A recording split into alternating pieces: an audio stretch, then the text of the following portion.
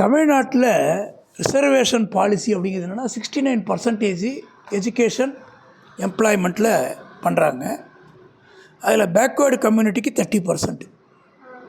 அதில் அந்த பேக்வேர்டு கம்யூனிட்டியில் உள்ளவங்க வரைக்கும் தான் வர முடியும், வேறு யாரும் வர முடியாது. அந்த 30%க்குள்ளேயே 3.5% பிசி முஸ்லீம் கிடைக்கிது. மோஸ்ட்டு பேக்வேர்டு 20%, மொத்தம் 50% ரிசர்வ் ஆகிடுது. ஷெட்யூல்டு கேஸ்ட்டுக்கு 18%. அதுக்குள்ளார ஷெட்யூல்டு கேஸ்ட்லேயே அருந்ததியாஸ் அவங்களுக்கு 3%, 15 + 3 18. 1% scheduled tribes. Balance 31% common quota. இந்த காமன் கோட்டாவில் யார் வேணாலும் வரலாம். இப்போ ஒரு 100 சீட்டு இருக்குது. 100 சீட்டில் 69 சீட்டு ஒதுக்கியாச்சு தனியாக. 100 பசங்க இருக்காங்க, 31 பசங்க. அந்த 31 பேரில் 30 பேர் பேக்வேர்டு, ஷெட்யூல்டு கேஸ்ட்டு, ஷெட்யூல்டு ட்ரைப்பாக இருந்தால் அந்த 30ஐயும் அந்த பசங்க எடுத்துப்பாங்க. ஃபார்வேர்டுக்கு 1 தான் கிடைக்கும்.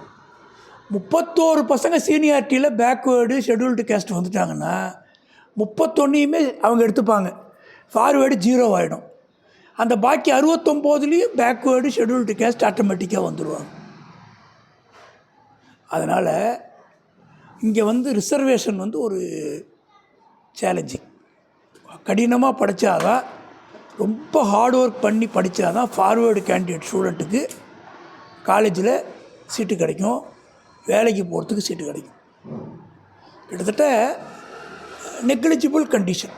ஃபார்வேர்டுக்கு வேலை கிடைக்கிறதோ சீட்டு கிடைக்கிறதோ போராட்டம் தான். ஏன்னா எல்லா போட்டியும் தாண்டி அவங்களுக்கு ஒரு வாய்ப்பு கிடைக்கும். ஸோ நீலாம் ஹார்ட் ஒர்க் பண்ணணும். அந்த புக்கு நாங்கள் அப்புறம்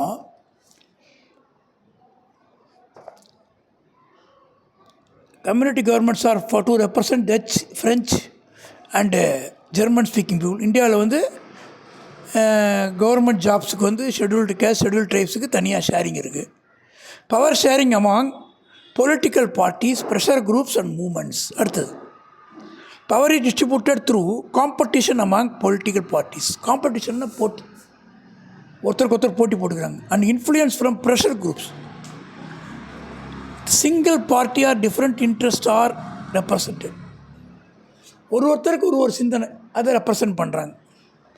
இந்தியாவில் coalition governments are form power sharing among different political party. Coalition government என்ன? ஒரு கவர்மெண்ட் ஃபார்ம் பண்ணணுன்னா மினிமம் இவ்வளோ சீட்டுன்னு தேவை. இப்போ சப்போஸ் 234 எம்எல்ஏஸ் கான்ஸ்டியூஷன் இருந்ததுன்னா ஒரு பாதிக்கு மேலே 118 இருந்தால் தான் இண்டிபெண்ட்டாக கவர்மெண்ட் ஃபார்ம் பண்ண முடியும். அப்படி இல்லைன்னா கோலிஷன் கவர்மெண்ட், மற்ற ஜெயித்தவங்கள்லாம் சேர்ந்து அவங்க கவர்மெண்ட்டை ஃபார்ம் பண்ணணும்.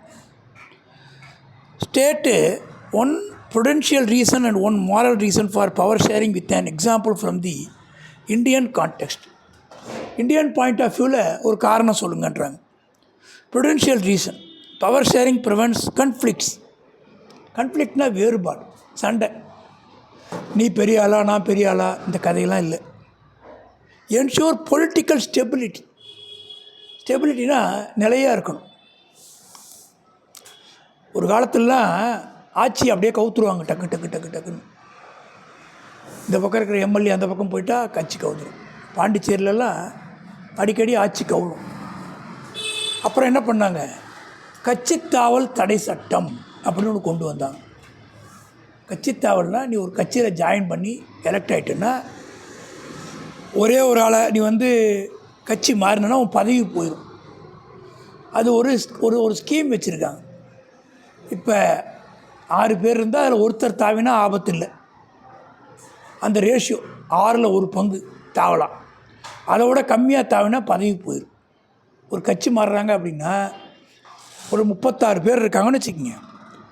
அப்போது ஒரு 7 பேர் 6 பேர் தாவறாங்கன்னா அப்போ ப்ராப்ளம் வராது. அதே ஒருத்தன் தாவினான்னா அவனுக்கு பதவி போயிடும். அந்த மாதிரி கட்சி தாவக்கூடாதுன்னு ஒரு சட்டம் கொண்டாந்துட்டாங்க. கட்சி தாவினா பதவி போயிடும். அதனால் இப்போ என்ன ஆகுதுன்னா நிறையா கவர்மெண்ட்டு கவுராமல் இருக்குது. ஓகே,